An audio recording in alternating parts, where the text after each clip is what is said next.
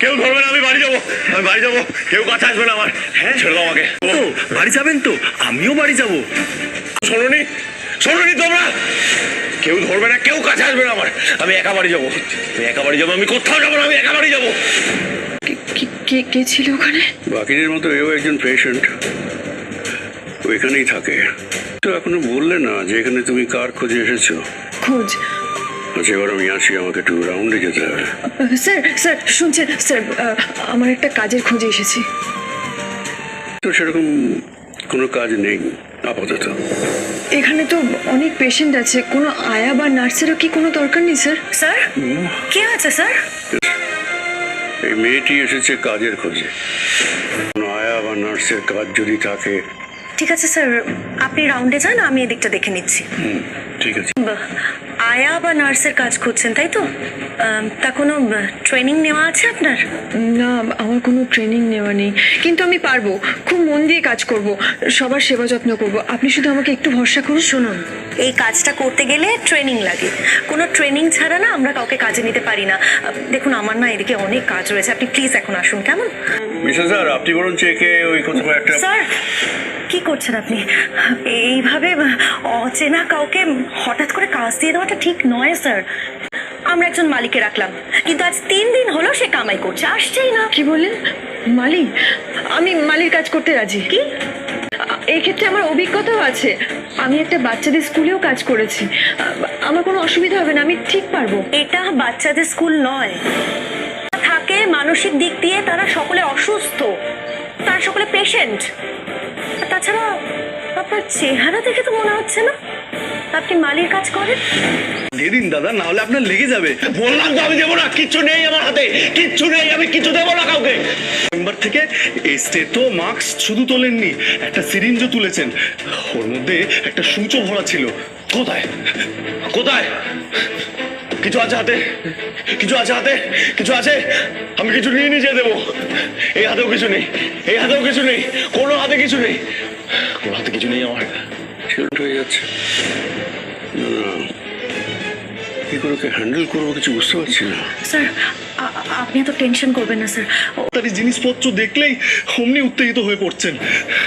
আচ্ছা আচ্ছা ঠিক আছে, আপনি তো জেন্টলম্যান, আপনি তো জেন্টলম্যান, দিয়ে দি। আচ্ছা ঠিক আছে, আপনি বলুন কোথায় রেখেছেন, আমি নিয়ে নিচ্ছি। দিন।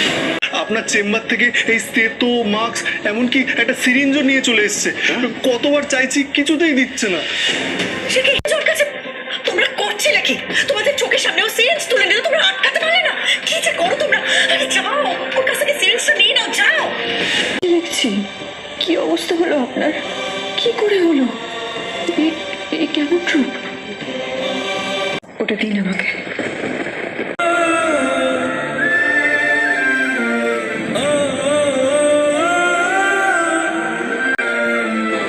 সিরিঞ্জটা দিন। নিয়ে যাও, দাও। চলুন না, চলুন, চলুন, কোথাও যাবো না, চলুন, কোথাও যাবো না, আরে কোথাও যাবো না। যেতে হবে না। ওকে বেডে নিয়ে যাও।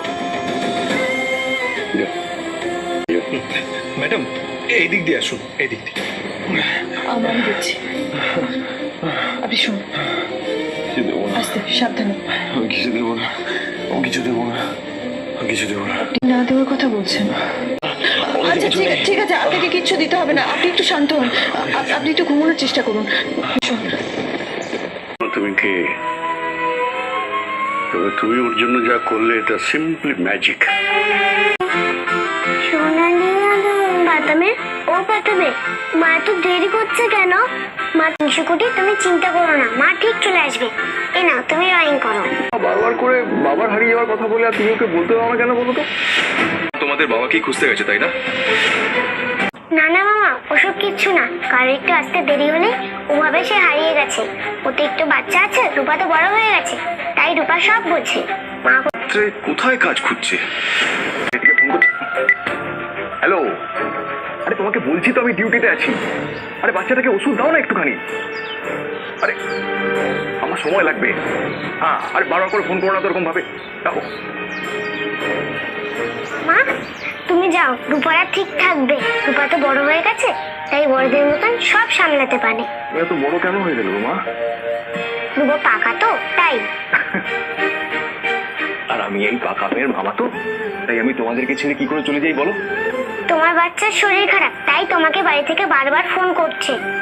রূপারা তোমাকে কথা দিচ্ছে, রূপারা দরজা বন্ধ করে থাকবে, মা এলে তবেই খুলবে, নালে খুলবে না। আমার বাড়ি থেকে ফোন। হ্যালো, আচ্ছা শোনো শোনো, আমি আসছি। হ্যাঁ ঠিক আছে, রাখো। হ্যাঁ ঠিক আছে মা, আমাকে না একটু বাড়ি যেতে হবে, আমার বাচ্চাটা শরীর খারাপ হয়েছে, বুঝলে তো? তুমি কিন্তু কথা দিচ্ছ আমাকে, মা না এলে দরজা খুলবে না তো? তুমি মা কি বাবাকে পেয়ে গেছে? তাহলে মা কি বাবাকে নিয়ে আসবে? আপনি ঘুমুন। কোথাও যাবে না, অবশেষে শান্তিতে ঘুমোচ্ছে। ঘুমের খুব দরকার, কারণে যাচ্ছে না, তাই তুমি ওর কাছ থেকে এখন নড়ো না। বুঝেছো? সত্যি তোমার কোনো তুলনা হয় না। ওকে এখানে কাজ দেওয়ার কথা ভাববো।